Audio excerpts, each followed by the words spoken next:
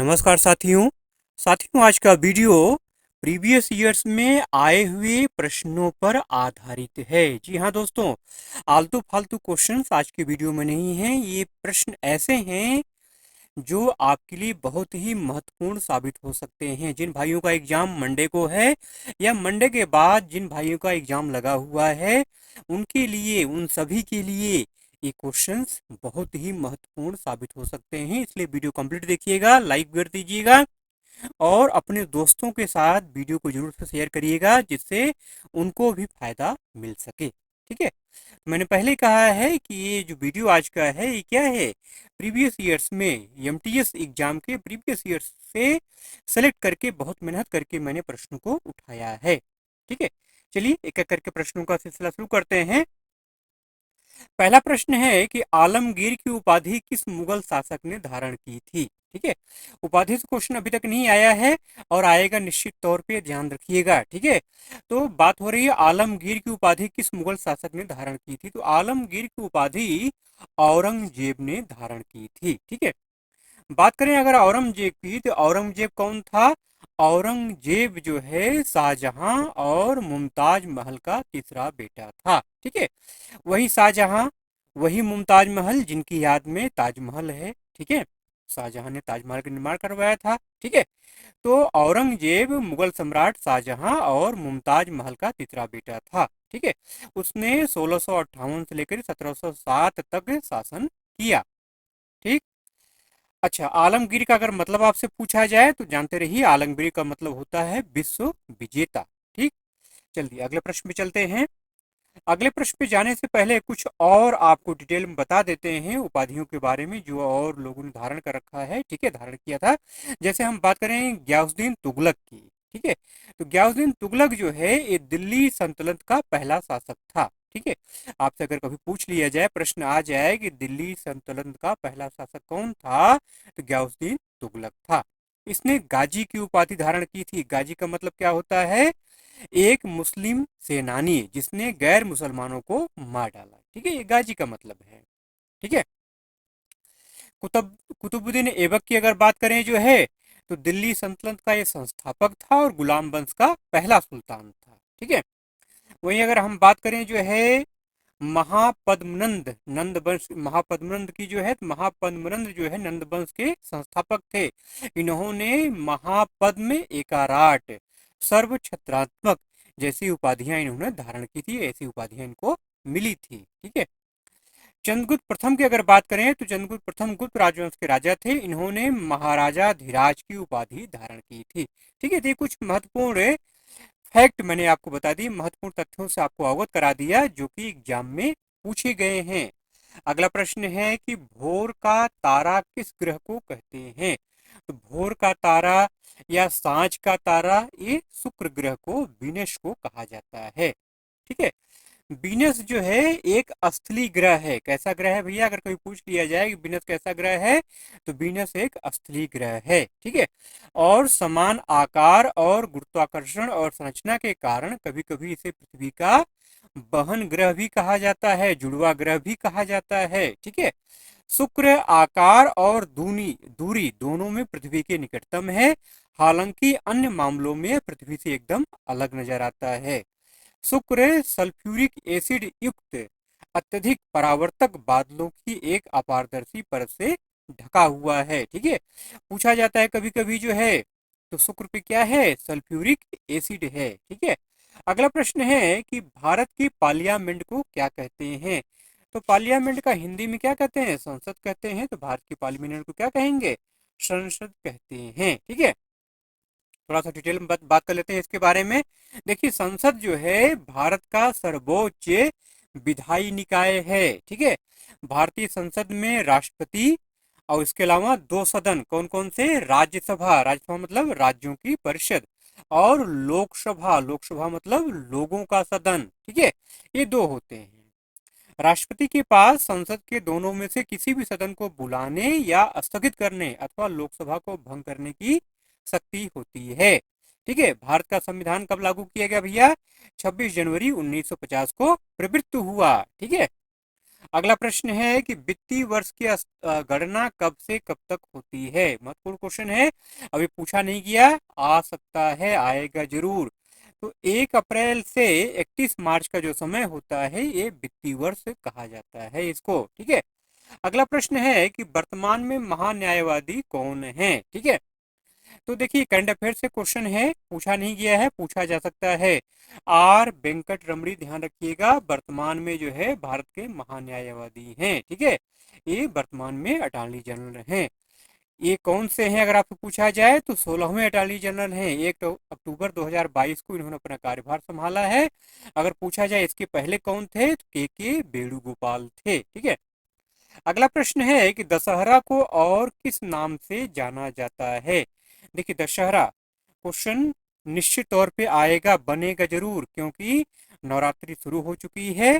ठीक है, और दशमी सामने है और एग्जाम भी आपका इसी पे चल रहा है। तो एग्जाम के टाइम में जो भी त्योहार, जो भी जयंतियां पड़ती हैं ना, उनसे क्वेश्चन निश्चित तौर पे आता है, इस बात को नोट कर लीजिए आप। ठीक है। देखिए विजयादशमी, दशहरा को विजयादशमी या आयुध पूजा भी कहा जाता है, शस्त्र पूजा भी कहा जाता है। ठीक है। अगला प्रश्न है कि रामकृष्ण मिशन की स्थापना किसने की। रामकृष्ण मिशन की स्थापना स्वामी विवेकानंद ने की। ठीक है।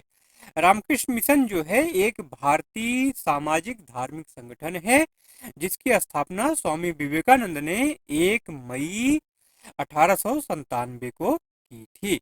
ठीक है। अगला प्रश्न है कि बेरी-बेरी रोग किस विटामिन की कमी से होता है। Vitamin B 1। ठीक है। जितने भी विटामिन हैं, हर विटामिन की कमी से कौन कौन सा रोग होता है, चाहे विटामिन ए हो, नाइट ब्लाइंडनेस हो, विटामिन बी हो, बेरी-बेरी हो, विटामिन सी हो, स्कर्वी हो, विटामिन डी हो, सूखा रोग हो, मतलब जितने भी विटामिन हैं उनकी कमी से कौन सा रोग होता है, इसको आप अच्छे से रट लीजिए। अगला प्रश्न है कि राज्य का मुखिया कौन होता है। ठीक है, राज्य का मुखिया होता है राज्यपाल। ठीक है, गवर्नर। और देश का मुखिया कौन होता है भाई, राष्ट्रपति होता है क्या शायद। हाँ, चलिए अगला प्रश्न है कि the history of British India के लेखक का नाम क्या है। ठीक है, तो जेम्स मिली इसका राइट आंसर है। ठीक है, जेम्स मिली इसका राइट आंसर है। ठीक है। अगला प्रश्न है कि संगीत के क्षेत्र में 2022 का दादा साहब फाल्के पुरस्कार किसे प्रदान किया गया था। इसका जो राइट आंसर है वो है आशा पारेख। अच्छा, अब यही बात आई जो है दादा साहब फाल्के पुरस्कार की, तो अब यहीं पे लगे हाथ करंट अफेयर्स की बात कर लेते हैं। इस बार का 2024 का जो दादा साहब फाल्के पुरस्कार है किसको दिया गया है, मिथुन चक्रवर्ती को। मिथुन चक्रवर्ती को Dada Saheb life time achievement award जो है मिथुन चक्रवर्ती को इस बार प्रदान किया गया है। ध्यान रखिएगा, करंट अफेयर्स में क्वेश्चन पूछा जा सकता है। अगला प्रश्न है कि केलुचरण महापात्रा का संबंध किस राज्य से है या किस नृत्य से है। तो ओडिशा से है और ओडिसी नृत्य से है।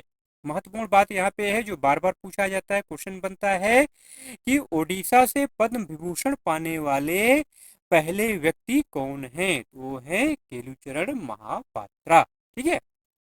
अगला प्रश्न है कि मौलिक अधिकार कहां से कहां तक हैं। तो मौलिक अधिकार संविधान में अनुच्छेद 12 से 35 तक है, ये आपको ध्यान में रखना है। ठीक है। भाग अगर आपसे पूछा जाता है तो ध्यान रखिएगा, भाग 3 में मौलिक अधिकारों का वर्णन है। अनुच्छेद मैंने आपको बता ही दिया 12 से 35 तक। ठीक है।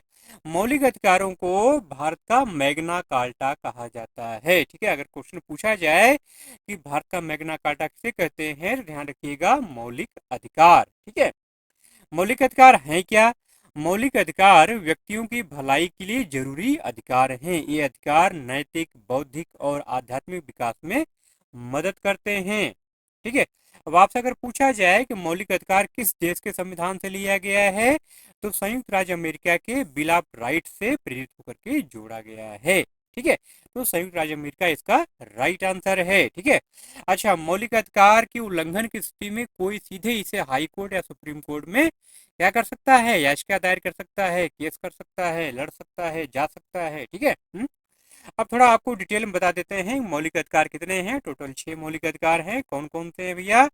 समानता का अधिकार, स्वतंत्रता का अधिकार, शोषण के खिलाफ अधिकार, धार्मिक स्वतंत्रता का अधिकार और सांप्रदायिक और शिक्षा से जुड़े अधिकार, संवैधानिक उपचारों का अधिकार। ये टोटल 6 जो है मौलिक अधिकार हैं।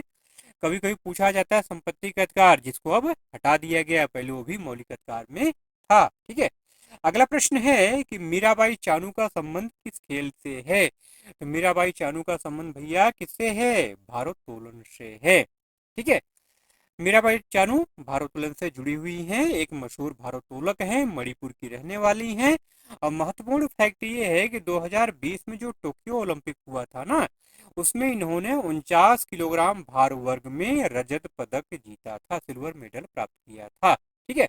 अगला प्रश्न है कि नीरज चोपड़ा ने कितने मीटर भाला फेंकर ओलंपिक में स्वर्ण पदक प्राप्त किया था? तो 87.58 मीटर, ये आपको ध्यान में रखना है, 87.58 मीटर। ठीक है। भाला फेंक करके नीरज चोपड़ा ने क्या जीता था? स्वर्ण पदक, गोल्ड मेडल प्राप्त किया था। अगला प्रश्न है कि लेंस की क्षमता का एसआई मात्रक क्या है? लेंस की क्षमता का एसआई मात्रक है डायोप्टर, सिंबल है डी। अगला प्रश्न है कि दिन रात की अवधि कहाँ बराबर होती है? दिन रात की अवधि जो है पोल पर, मतलब ध्रुवों पर क्या होती है? बराबर होती है। अगला प्रश्न है कि चोल वंश में ब्राह्मणों को दी जाने वाली भूमि क्या कहलाती है? ठीक है। किसको कहते हैं? ब्रह्मदेय। ठीक है। मतलब ब्राह्मणों को दी जाने वाली भूमि, गैर ब्राह्मण किसानों को दी जाने वाली भूमि, स्कूलों को दी जाने वाली भूमि, सबके लिए अलग अलग नाम था। ये नाम आपको ध्यान में रखना है। आइए मैं आपको बता देता हूँ। ठीक है। देखिए, गैर ब्राह्मण जो किसान होते थे, तो किसान उनके, मतलब किसान मालिक जो होते उनकी भूमि को क्या कहते थे? बेलन वगई। ठीक है। क्या कहते थे? बेलन वगई। ब्रह्मदेव आपको बता ही दिया कि ब्राह्मणों को उपहार में दी गई भूमि। साला भोग जो है स्कूल के रख रखाव के लिए दी गई भूमि। देवदाना जो है ये मंदिरों को उपहार में दी गई भूमि, इसको जो है तिनाम टुडुक कनी भी कहा जाता है। ठीक है। एक और है पलिच्छिदनम, ये जैन संस्थाओं को जो भूमि दान की जाती थी उसे पलिच्छिदनम कहते थे। ठीक है। अगला प्रश्न है कि डोपिंग टेस्ट करने की राष्ट्रीय एजेंसी क्या है? देखिए, दो नाम आपको ध्यान में रखना है, एक वाडा, ठीक है, एक वाडा, और दूसरा है नाडा। नाडा और वाडा, ये आपको ध्यान में रखना है। वाडा मतलब वर्ल्ड है, ठीक है, और नाडा मतलब नेशनल। ठीक है। नाडा का मतलब होता है राष्ट्रीय डोप परीक्षण प्रयोगशाला। ठीक है। राष्ट्रीय डोप परीक्षण प्रयोगशाला। वाडा की अगर बात करें तो इसका मतलब होता है विश्व डोपिंग रोधी एजेंसी। ठीक है। इसकी स्थापना 1999 में हुई थी। इसका मुख्यालय मॉन्ट्रियल कनाडा में है। ठीक है। अब बात करें जो है नाडा की, तो भारत में राष्ट्रीय एंटी डोपिंग एजेंसी नाडा जो है ये डोपिंग प्रक्रिया का संचालन करती है। इसे जो है 2009 में सोसाइटी रजिस्ट्रेशन एक्ट 1860 के अंतर्गत नाडा को एक स्वायत्त निकाय के रूप में स्थापित किया गया। अगर आपसे पूछ लिया जाए कि नाडा कैसी एजेंसी है, तो एक स्वायत्त निकाय है। ठीक है। अगला प्रश्न है कि गोल्डन फाइबर के नाम से किसे जाना जाता है? तो जूट को भैया किसको जानते हैं? जूट को जो है गोल्डन फाइबर के नाम से जाना जाता है। अगला प्रश्न है कि ऊर्जा का सर्वोत्तम रूप क्या है? ऊर्जा का सर्वोत्तम रूप क्या है? सन है, सूर्य है। ठीक है। प्राथमिक स्रोत है सूर्य। अगला प्रश्न है कि वह ताप जिस पर कोई वस्तु जलने लगे उसे क्या कहते हैं? उसे कहते हैं प्रज्वलन ताप। क्या कहते हैं? प्रज्वलन ताप। प्रज्वलन ताप यह किसी पदार्थ का वह न्यूनतम तापमान होता है जिस पर पदार्थ का दहन शुरू होता है। वह पदार्थ जो प्राकृतिक परिवेश के तापमान पर सामान्य वातावरण में स्वतः प्रज्वलित होते हैं, स्वतः ज्वलनशील मतलब पायरोफोरिक कहलाते हैं। ये बात ध्यान रखना है आपको। अगर कभी आपसे पूछ लिया जाए कि पायरोफोरिक क्या होता है या स्वतः स्वतः ज्वलनशील क्या होता है, तो वह पदार्थ जो प्राकृतिक परिवेश के तापमान पर सामान्य वातावरण में स्वतः प्रज्वलित होते हैं उसे क्या कहते हैं? स्वतः ज्वलनशील या पायरोफोरिक कहा जाता है। ठीक है। अगला प्रश्न है कि लंदन ओलंपिक में भारत ने कितने रजत पदक प्राप्त किए थे? तो लंदन ओलंपिक में भारत ने 2 सिल्वर मेडल प्राप्त किया था। ठीक है। थोड़ा डिटेल में आपको बता दें किसमें ये मेडल इनको मिला था। ठीक है, तो लंदन ओलंपिक जो आपका हुआ था ये 2012 में हुआ था। कुल मिला के 6 पदक इंडिया ने जीते थे, जिसमें से 2 रजत था और 4 कांस्य पदक थे। ठीक है, रजत किसने जीता था? सुशील कुमार ने। कुश्ती में किसमें भैया? कुश्ती में सुशील कुमार ने सिल्वर मेडल जीता था और निशानेबाजी में विजय कुमार ने रजत पदक जीता था। इस तरह से टोटल 2 सिल्वर मेडल भारत को मिले थे। ठीक है, तो 2012 लंदन ओलंपिक जो था इसमें भारत का प्रदर्शन जो था पिछले ओलंपिक से क्या था? बढ़िया था, क्योंकि पिछले ओलंपिक में भारत ने केवल 3 ही पदक जीता था, इस बार तो 6 जीता। ठीक है, अगला प्रश्न है कि गूगल डूडल ने 2022 में सत्येंद्र नाथ बोस की तस्वीर दिखाई, उनका संबंध किस क्षेत्र से है? उनका संबंध है विज्ञान। विज्ञान में किससे भैया? भौतिक विज्ञान से। ठीक है, देखिए गूगल ने 4 जून 2022 को सत्येंद्र बोस को गूगल डूडल पर चित्रित करके सम्मानित किया। यह श्रद्धांजलि बोस द्वारा अल्बर्ट आइंस्टीन को अपने महत्वपूर्ण क्वांटम विचार भेजने की 98वीं वर्षगांठ को चिन्हित करती है। क्वांटम यांत्रिकी में उनकी खोजों के प्रभाव को मान्यता देती है। अगला प्रश्न है कि अनुच्छेद 50 का संबंध किस क्षेत्र से है? अनुच्छेद 50 का संबंध है कार्यपालिका से न्यायपालिका का पृथक्करण। ठीक है, अनुच्छेद 50 भारत के संविधान का एक अनुच्छेद है जो कार्यपालिका और न्यायपालिका के बीच पृथक्करण मतलब बंटवारा करता है, अलग करता है। अगर आपसे भाग पूछा जाए तो भाग 4 आपको ध्यान में रखना है। ठीक है, अगला प्रश्न है लता मंगेशकर की पहली फिल्म जिसमें उन्होंने गाना गाया। ठीक है, तो पहली फिल्म है किती हसाल, 1942 में आई थी और ये मराठी भाषा में थी, मराठी फिल्म थी। क्या नाम था? किती हसाल। अगला प्रश्न है कि थॉमस कप का संबंध किस खेल से है? थॉमस कप का संबंध भैया किससे है? बैडमिंटन से। नेक्स्ट क्वेश्चन है कि किस बिल को लेकर हरियाणा उत्तर प्रदेश के किसानों ने जमकर हंगामा किया? तो याद होगा आपको कौन सा है वो? कृषि बिल। अच्छा, अब यहाँ से क्वेश्चन बनता ये है कृषि बिल के समय कृषि मंत्री कौन था? तो नरेंद्र सिंह तोमर थे। ठीक है, अगला प्रश्न है कि दिल्ली की जामा मस्जिद किसने बनवाई? दिल्ली की जामा मस्जिद किसने बनवाई भैया? शाहजहां ने बनवाई। ठीक है, दिल्ली की जामा मस्जिद है। ठीक है, किसने बनवाया? शाहजहां ने। ताजमहल किसने बनवाया? शाहजहां ने। अच्छा देखिए, इस मस्जिद का निर्माण जो है 1650 में शुरू हुआ था और 1656 में बनकर के तैयार हुआ। बलुआ पत्थर और संगमरमर संगमरमर से बनी इस मस्जिद में एक साथ 25,000 लोग बैठ करके नमाज पढ़ सकते हैं। ठीक है, अगला प्रश्न है कि प्राचीन भारत में महाजनपदों के शासक फसलों की उपज डैश की दर से कर वसूलते थे, मतलब कितना हिस्सा कर लेते थे? तो 1/6 भाग आपको ध्यान में रखना है। ठीक है, 1/6 है।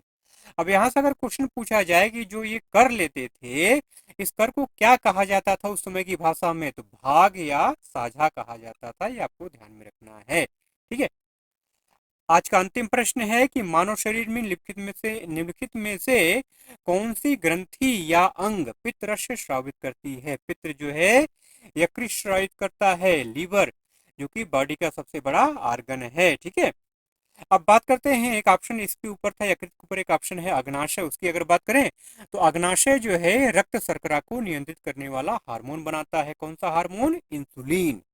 अग्नाशय द्वारा बनाया जाने वाला एक अहम हार्मोन है इंसुलिन। यह हार्मोन शरीर में ग्लूकोज यानी शर्करा को कैसे संभालना है इस बात को नियंत्रित करता है। ठीक है, अगला ऑप्शन था पीयूषका या पिट्यूटरी ग्रंथि। तो पीयूषका या पिट्यूटरी ग्रंथि जो है मस्तिष्क के आधार पर हाइपोथैलेमस के नीचे स्थित एक छोटी मटर के आकार की अंतःस्रावी ग्रंथि है, इंडोक्राइन ग्लैंड है। ठीक है, यह कई महत्वपूर्ण हार्मोन जारी करती है और कई अन्य अंतःस्रावी ग्रंथियों के कार्य को नियंत्रित करती है। ठीक है, इसे मास्टर ग्रंथि भी कहा जाता है। ठीक, तो चलिए इन्हीं प्रश्नों के साथ आज के वीडियो का एंड करते हैं। वीडियो अगर अच्छा लगा हो तो जाते जाते एक लाइक जरूर से कर दीजिएगा मेरा भाई। आपका एक छोटा सा लाइक, छोटा सा लाइक नहीं बड़ा सा लाइक, आपका एक बड़ा सा लाइक मेरे लिए एक बड़ा सा मोटिवेशन लेकर के आता है। ठीक है, और चैनल पर अगर नए हैं तो सब्सक्राइब करके बेल आइकन जरूर से प्रेस कर लीजिएगा मेरा भाई, नहीं तो नोटिफिकेशन आपको नहीं मिलेगा। ठीक है, चलिए मिलते हैं अगले वीडियो में ऐसे ही कंटेंट के साथ। तब तक के लिए जय हिंद।